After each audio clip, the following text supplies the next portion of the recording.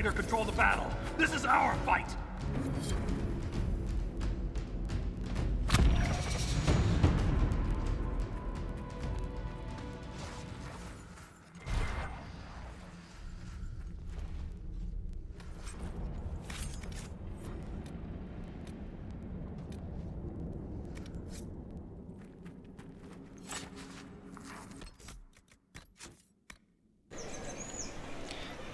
Hello everyone, Daily Distraction again, and this time we are doing the Artificer Rogue as a dual wield spec for those that like to be in your face. I know I find it a little bit more enjoyable than Archer myself, but let's dive right into it. So we have a couple options with this build. So for the dragon or any boss kill, what I do is let's start off with the passives. For boss kills, I like to run my setup, and you can respec easily enough. We'll start off in the Artificer tree. Grab this spike trap because we have to. Opportunity knocks is the main bread and butter of Artificer. It reduces your cooldowns every time you crit. You crit enough, you have no cooldowns. It's pretty mandatory. Set them up, more damage, gotta have it. Elemental Mines, I only use this honestly when I'm doing quests or you know, in deep roads or in you know, just any questing area that's not a boss. I'll throw these guys out just to proc more opportunity knocks for more crits, and it can freeze them too. And take them down is critical hit chance. The more crits you have, the more cooldown reduction you have. That's the main thing about Artificer. In the Subterfuge tree, we take Stealth and Clinging Shadows. Once again, this is for bosses. If I wasn't doing bosses, I would rather have Lost in Shadows so I can drop aggro instantly and drop effects that are going to kill me. But if we're killing bosses, we're doing this guy.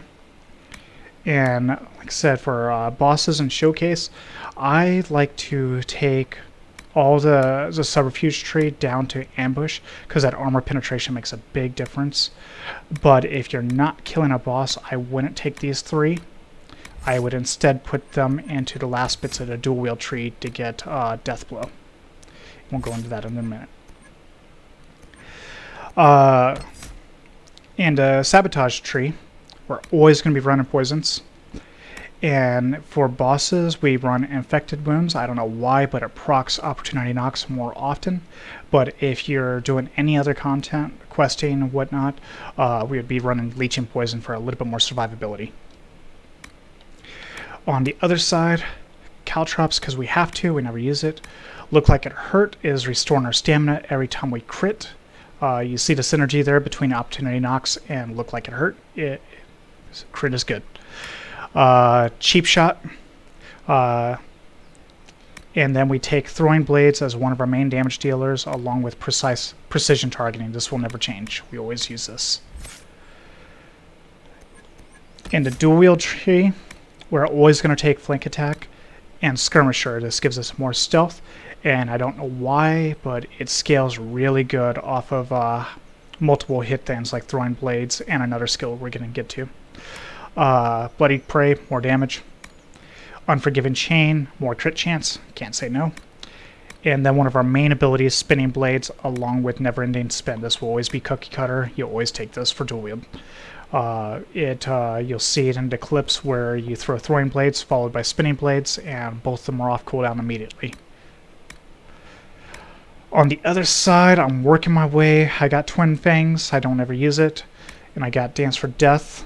Will give us more stamina every time we kill somebody. I'm only 23 right now, but my last points will go into Sneak Attack and Death Blow, along with Thrill of Victory. So when I hit... I still have a power to get... so 24... 20, so when I get 26, I'll have this. In the Archery tree, I think that as soon as you're in the low 20s, you should be trying to get this. First Blood is more damage. You don't use Explosive Shot because you're not using a bow, but Pincushion it does work with daggers. So if you're doing multiple hit things like throwing blades and spinning blades, this scales and your damage goes up. I think that's all of it for this. Let's go into the equipment. We'll start with the stats actually. So I'm running 122 dex, which puts me at 113% attack power, 182% crit damage. This is really close to cap. 190 is cap. I couldn't get any closer. Maybe with a couple more passives and a few more levels, I'll get it. And my crit chance is 59%, which I think is perfect, plenty enough. You can get this a lot higher. You can get this nearly to 100%, but your crit damage and your actual base damage will go down a lot trying to get that. So even though you crit more often, giving you more cooldowns, you won't hit as hard. For the equipment, for boss killing, what I like to do is I run the masterwork of 30% more damage if not being hit for 5 seconds. It's very easy to avoid mechanics where you don't get hit, so it's just free extra damage. I'm running the stone blade and my main hand for more damage, and I'm was killing a dragon earlier, so I'm running the dragon rune currently, but I would normally run the frost rune here to do more damage to everything. And offhand, we have a coil blade, so that we can get more crit chance along with the grip, which gives us more crit chance and attack. And I'm running the masterwork for hidden blades. This one has 4 hidden blade hits on hit, and that can actually stack with our armor, which has 5 hidden blades upon a hit. Let's go back to the weapons for a moment.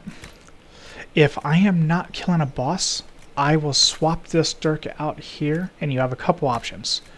You can run one with a masterwork of explodes when you kill something for more AoE damage, or if you're struggling to stay alive, you'll run.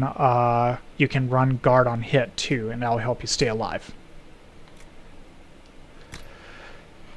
I don't think the guard on hit is really needed because when I'm not killing bosses, I'm actually using the amulet of barrier, and that bubble is enough to keep me alive. Otherwise, if I'm killing a boss and I know I don't get hit often, I'll run Malachi's Guard for more attack, more dex, which is equates to crit damage. You take a hit for flanking damage, but we don't do much flanking damage in the first place, and I usually am not playing with a group of NPCs, so the bosses usually facing me. We can avoid that. For the rings, I run the Ring of Slicing. You can get this from Black Imperium. It has 5% more crit chance and 10% more crit damage. You could also run 10% crit chance ring here that you can get from the Deep Roads, but I needed to get my crit damage up a little bit more, and I think 59% is enough. For the other ring, I run crit damage. You can get this from the Burial Chamber and Hissing Waste very easily. It takes maybe 10 minutes to go get this, even at level 12 when you first unlock that area. For the belt, you have a couple options. You can run Belt of Focus like I am because I don't feel like I really need more HP, but if you're struggling, you can run the Belt of Health instead for a little bit more durability. Let's see now. For the armor pieces, I showed you in the last video how you can make this light armor that's normally mage only to be able to be used for any class, and that's by using the base craft with the Dale's cloth. I forget exactly what it's called, but you'll get the most dex out of this set with your arms and legs, and you can get up to 47 with dragon crafting. I run the sigil for the sigil of bear for more stamina. It's pretty much mandatory for Artificer because you need that stamina before you crit to get your stamina back. For the hat, you have a couple options. I just run the crafted hat with 20 dex to pump my attack speed, and my crit damage up more. You could run the Mask of Grand Duchess that you get from the Winter Palace quest line for more crit chance, but I found that using this equated to more damage in general, even though I would crit more often with this.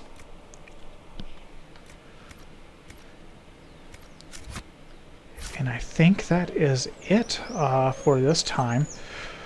I know you hear this all the time, but if you like this content, please subscribe. It does make a difference. We're on a roll. We're at 200 subscribers right now. We want to try, our goal is 300 by next week. If we keep getting subs, I will keep posting videos. Tell me in the comments below which class you want next. I'm leaning toward, I know a lot of you have been wanting it, I'm leaning towards a mage. I don't know if I'm going to go Rift, Necro, or Night Enchanter. Let me know in the comments on what you want. Thank you. I'll see you next time.